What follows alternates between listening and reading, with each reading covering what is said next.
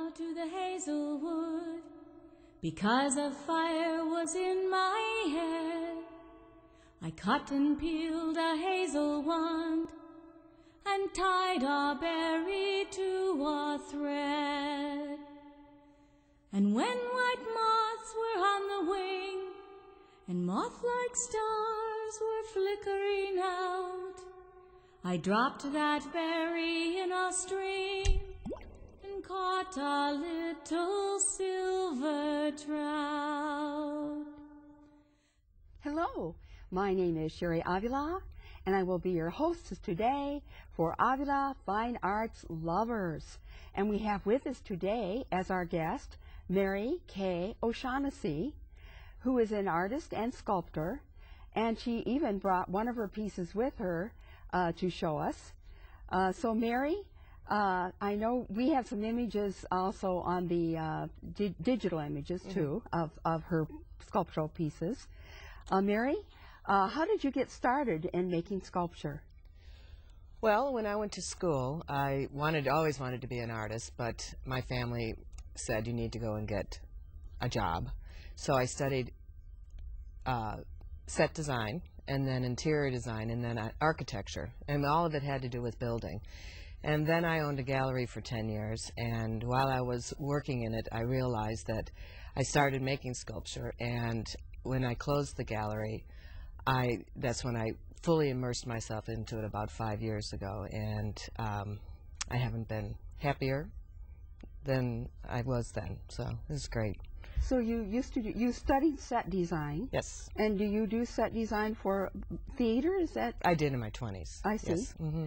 And then you also went to school and became an architect? Yes. I went to and had a degree in interior design, and then one day a client said, you should move this wall here, and her husband said, no, just pick out the pillows. So I went back to school and got a degree in architecture. So. Okay, so you were in interior design, started in interior design, and that led you into architecture. Yes. Mm-hmm. And then you had a gallery for 10 years. Yes. Where was your gallery located? In the Wicker Park area. And what types of works of art did it have in it? I showed a lot of small, young artists in the Chicago area, and I had a lot of group shows with themes, and that was fun. And I went around and I met a lot of people who weren't getting representation in Chicago, so that was basically what my idea was. Mm-hmm. So you had a small gallery, and you presented young artists to help them kind of get started and get off the ground.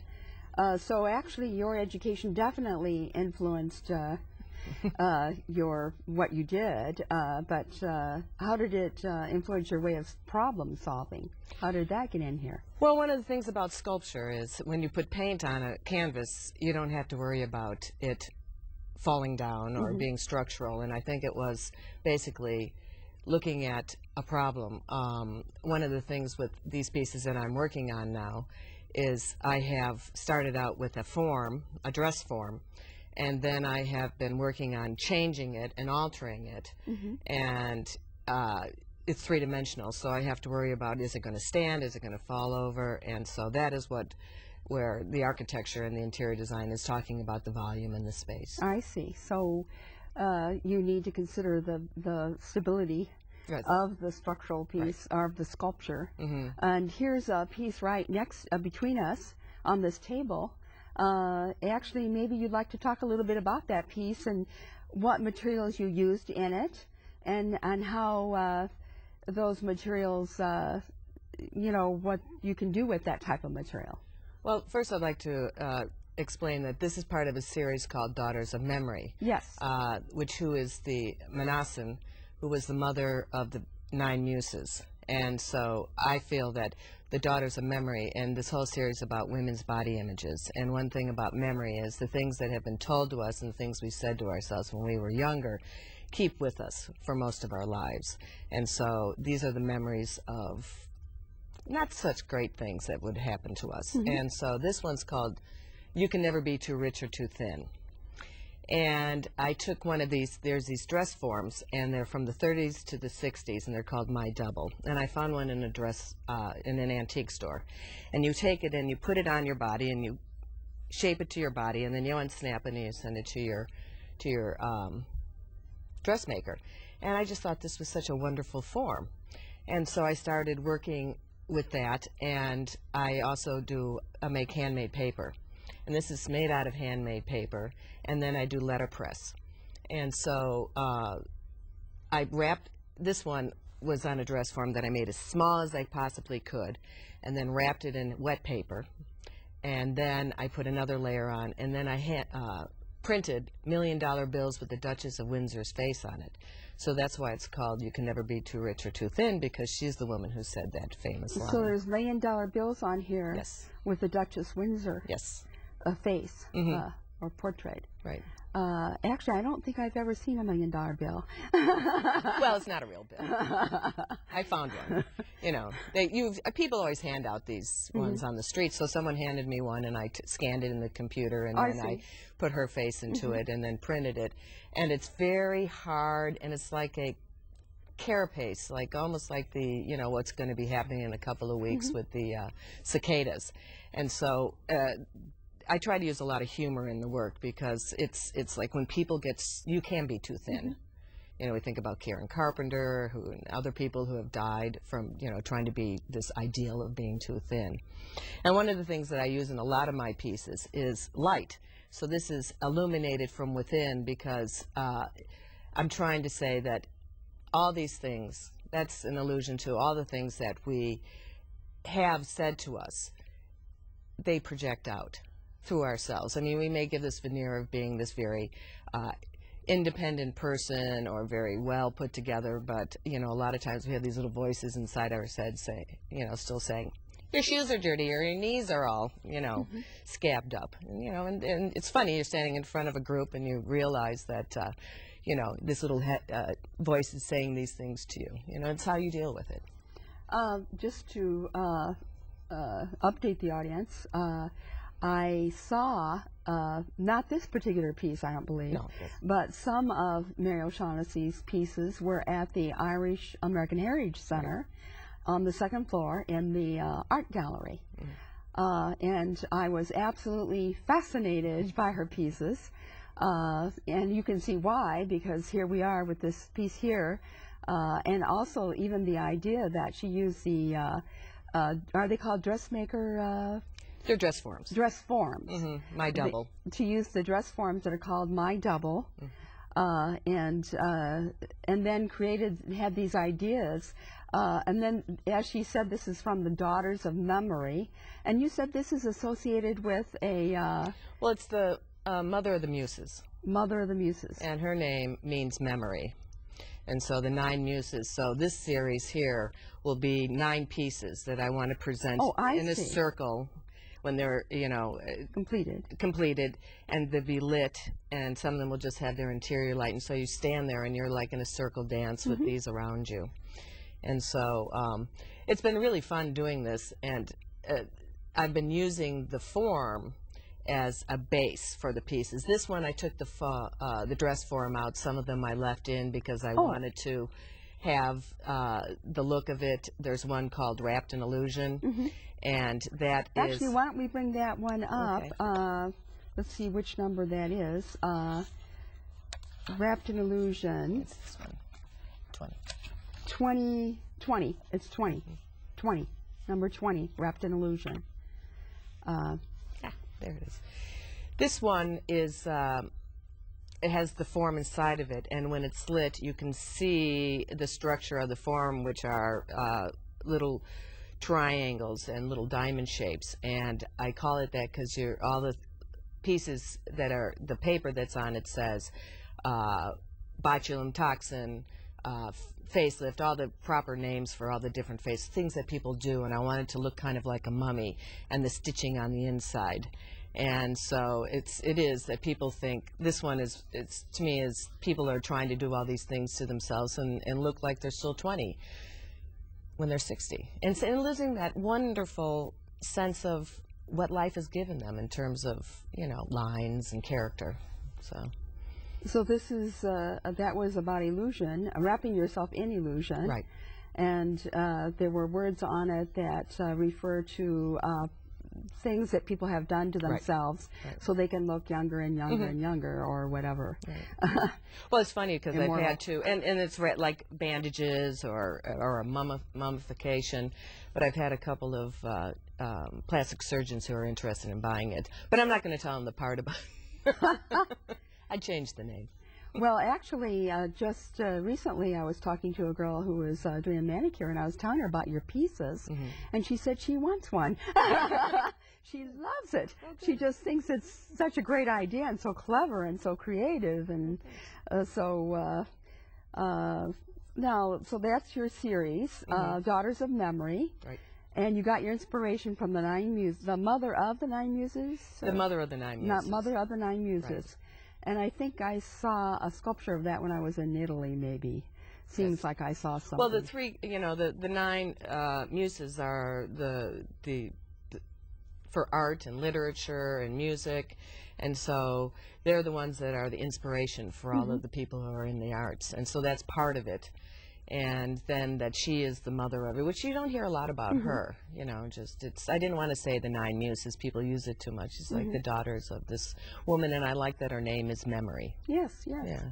So. Oh, that's very interesting. Now, what other forms of artistic expression do you use? Well, I also do a lot of printmaking, and I do letterpress. I own a letterpress, and I make books, and I make lamps. Well, maybe we should bring up, is this a combination? Yes. Number 17 is kind of a combination, I think, of the books Yes. and the... Yeah. This one is, I could read her like a book. And I took the dress form, and I wrapped it, and I cut it in half. Now, this is talking about how to do it structurally, how to take a form that is irregular and make it into a book. And the paper is all handmade. And the interior paper is very thick cotton paper so it's stiff. And those are the leaves of the book. And when I was just trying to figure out, a lot of times I make it, and as I'm making it, it kind of tells me what I want to do. I come up with a problem. And then as I look at it, it tells me what the rest of it should be.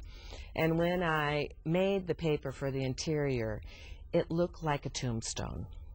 And it's because of the shape, because of the half of a human shape.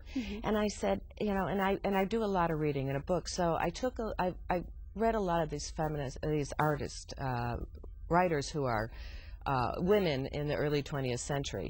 Virginia Woolf is one of them. There's Anne Sexton. There's I can't remember names, but a lot of them had very bad lives, and so I made them into like a tombstone. There's a photograph of them, their names, and then their dates, and then on the bottom is a quote of what writing was to them. And Virginia Woolf's quote is what the essence of this piece is. Everybody knows you by the title of your book, but no one knows what's really on the inside. They can read the cover, but they don't really know what's going on. Judge you by your outside. Yeah, right side. But people sit there and say that, I could read her like a book. Well, no one can really read you, because they're seeing what they see, but they don't really know what your internal life is. And I guess that's part of it, is so much is about that internal life that we have, that I'm trying to say in a subtle, maybe humorous way. So. Well, I, in the past, have also been a docent at the Skokie North Shore Sculpture Park. And I think I saw a sculpture of yours there. Yes. The Airy, I think it's called, the Eagle's Nest. We don't have that on the screen, but I think you could mention that or talk about it a little bit. Well, my husband and I did a residency up at a park in Minnesota, and we had a week there. And so when we went up to see it, as we were driving there, I saw about 10 eagles. And it's right on a river. So I got this huge log, and before I got there, I spun big bowls, and I brought concrete with me. And the piece is a trunk of a tree with some arms cut off, and then I spun huge steel bowls, which were the nest, and then I made gigantic concrete eggs that go down into it. And so that was kind of, what about the being airy? It's an eagle's nest. You actually made the plates, too? Yeah, I spun them. Yeah. And then And rusted them. And you rusted them? Mm-hmm. And then the eggs are concrete. they're inserted? Are they?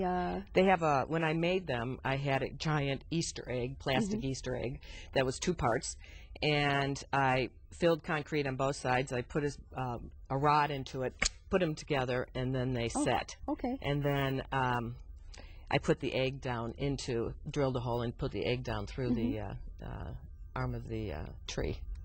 Now, right next to your piece. And when I was a docent and I would go past it, I always said, this is a husband and wife here. Right. And can you guess which one the husband made and which one the wife made?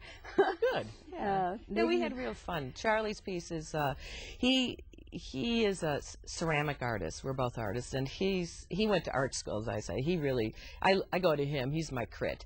Oh, well, how should I do this? Because he learned about it. I mean, I kind of am learning it as I go along. And his piece, he took a log and he cut it and he reassembled it, which is a lot of work that he does right now. And it's really wonderful. We've done a couple of pieces together. We've done some that were at Navy Pier when Pier Walk was there.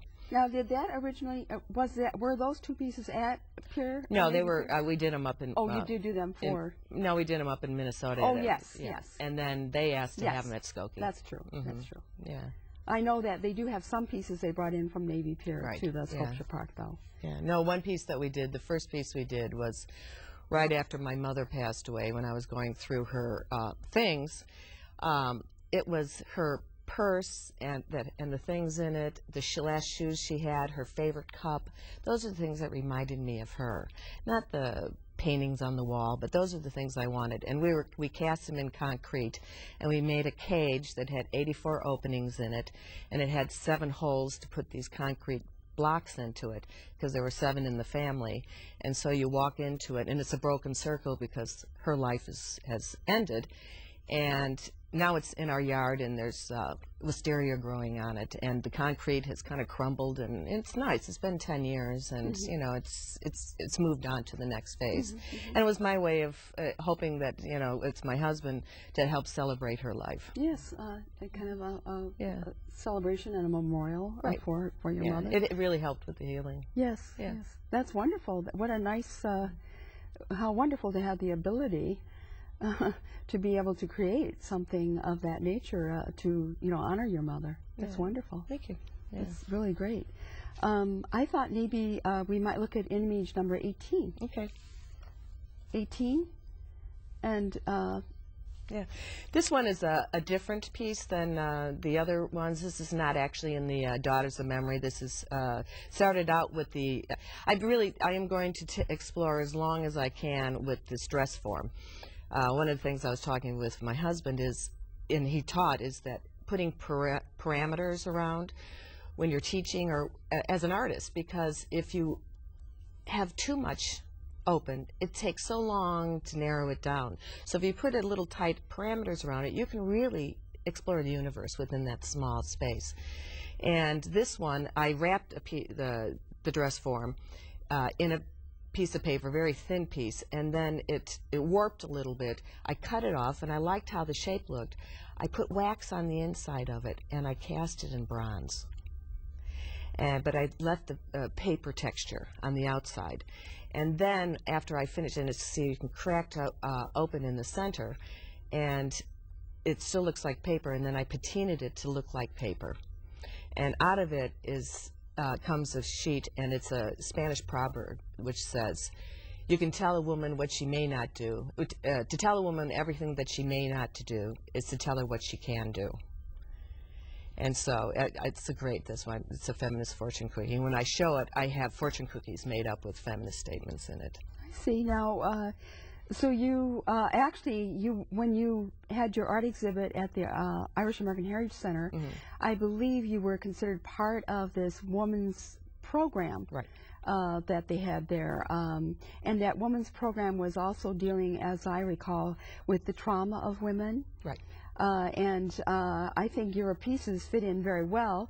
Now, being a woman and dealing with women's issues, do you consider your work feminine art?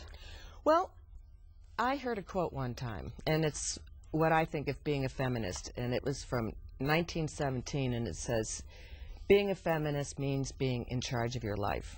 And to me, that is my only manifesto in terms of being, a feminist, is that I am in charge of my life. I take responsibility for the things that I've done, and also that instead of being a victim, we all have things happen to us in our life.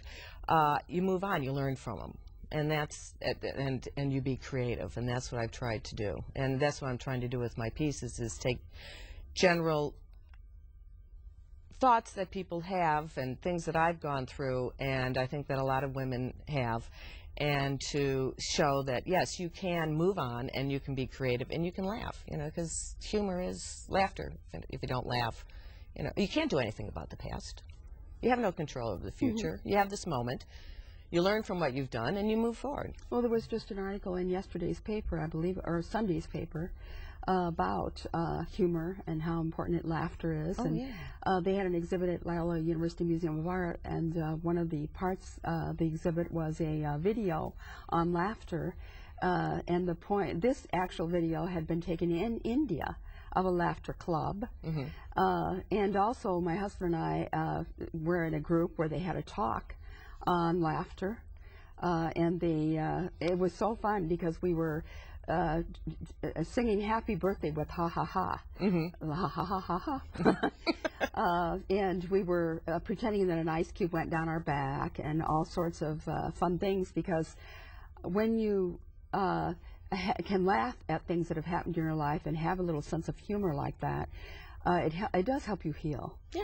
Because it increases your endorphins, and it definitely makes you healthier. They even say that even if you just smile, that somehow that smile somehow it makes you feel healthier. Literally makes you feel healthier. Exactly. But I see your humor in your works, because like this piece right between us, I just love it. You can never be too thin or too rich. And actually, I was telling a friend about this piece, and she just was hysterical, because she said that was something she had just said that very day to somebody. That you can never be too rich or too thin. And that was so funny when she found out that you had made a sculpture of that very saying. And so now maybe we could go on to another sculpture that you have here. It's called Shame on You, I think. Right. Number 19. Yeah. This one is a little tougher than the rest of them.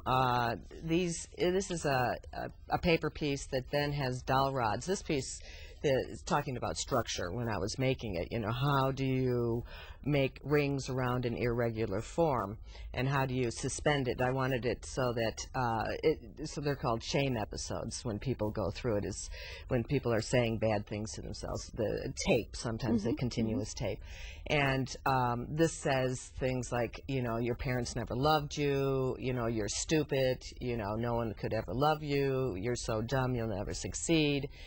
And when I was making it, my husband kept saying, I can't look at it. This is really tough. And I mean, as you were making it? I mean, he was just, he said it's really a tough piece, because of the things that are being said on it. And I have your parents never loved you right around your neck, and it's like that stricture of it. And, but I was talking with friends of mine and reading, and I get a lot of my inspiration through the books I read, and just my niece works with the mentally ill, and we were talking, and she was telling me about shame episodes, and I said, well, yeah, and so this is, by having these rings around you, it's shame on you, and get it out, and it's out there instead of it being on the inside. I'm trying to getting and circulating around you so that the next step is away from you. Actually, there's humor to that too, I believe. It's you can laugh at yourself. For all the things that you believe or that you have heard that were said to you. Well, I think once you get it out and you say it, and it's out there and you can look at it, then you can laugh at it. But if you keep it inside, it's people who keep all that stuff inside and they're so quiet about it. I mean, look what happened in Virginia Tech. I mean, this is the type of people who do that because they never let it out, and they don't laugh. Or even think about it. And when I sit there, and sometimes when I'm in a bad mood and I can hear it, I go, oh, here I am, shame on me, and then I laugh. So Well, now you can really laugh because you relate it to your sculpture that you made, and that's kind of a fun thing to be able to do that. In a way, you've made it into something very positive, because first of all, it's going to help a lot of other people that see it to understand that those tapes are there and that they need to get them out, or that they need to deal with them at very least. Well, they start dialogues with people. Yes, People yes. see my work, and they start a dialogue with me, Yes. and I start talking to them, and who knows, maybe it'll give them an insight into Yes. something, or, you know, I've never really talked to anybody about this. Well, you know, yeah. You know, I think that's what it, you know, part of it is, as women, starting to talk about and not being ashamed about things. And, you know, it's, yeah, we all have had things happen to us. You know, we've all had walked down with the, you know, been someplace and the pantyhose run down the back, or, you know, something, you know, the lipstick on the teeth, or the spinach in the teeth, you know. And it's just things. Part of life. It's part of life. It's part of life. Yeah. It's part of that not being perfect part of life. Well, there's no such thing as perfect. Right. Once you learn that, no such thing as perfection, I think you're fine. Yes, You know, we do get, you know, we get wrapped into that perfection. Now, what were some of the other comments that were made on that? Because I remember when I was reading it, I was going all around reading it at the Irish American Heritage Center, and I was thinking, oh my gosh, I heard this, I heard that, I heard this. Well, you know, gosh, you know, I'm sorry. I'm terrible at remembering things when I get asked. No one will ever love you. You're dumb. You know, who do you think you are? You're fooling people. You know, what's happening to you? You know, who taught you how to dress? You know? Right. Actually, I vividly remember people saying, who do you think you are? I vividly remember, actually, my dad would always say, you dummy, you. Yeah. Well, and that parents really don't understand just how they resonate, and they stay, they stick. You know, so yeah, it is that. You know. Well, we have another one, number, see, did we look at number 20? Yes, we We did. did look at, did we look at, have we looked at all of our I think so. sculptures? Oh, Yes, you know. we didn't miss anything then. Nope. Okay. So what are your goals for in the future? Well, right now, a friend of mine asked me to be in a show that's called Reassignment, and it's because it's working with things, found objects. And so instead of using the paper, right now I'm kind of looking at the form, the dress form, and as an object itself. And I started unsnapping and snapping them together in different ways, and then flipping it upside down, and so they look like flowers on the floor. And so that's one piece that I've kind of started. But then another one that I've done, I took it and I wired the bottom and the arms and legs, and I'm turning it into a bingo cage. And then the inside of it will be bigger balls, and you'll open it up, and you'll take one out, and it'll say, it's called Life is a Gamble. And everything will say things like knocked up at 18, or met the perfect man, or, you know, you're a size 6 for the rest of your life, and, you know, it's fun things. And then people can play a game of bingo. So I see a lot of your works are psychological. There's a lot of psychology in there. Yeah. And emotional. A little silver trout, and when I'd laid it on the floor, I went to blow the fire off flame, but something rustled on the floor, and someone called me by my name. It had become a glimmering girl with apple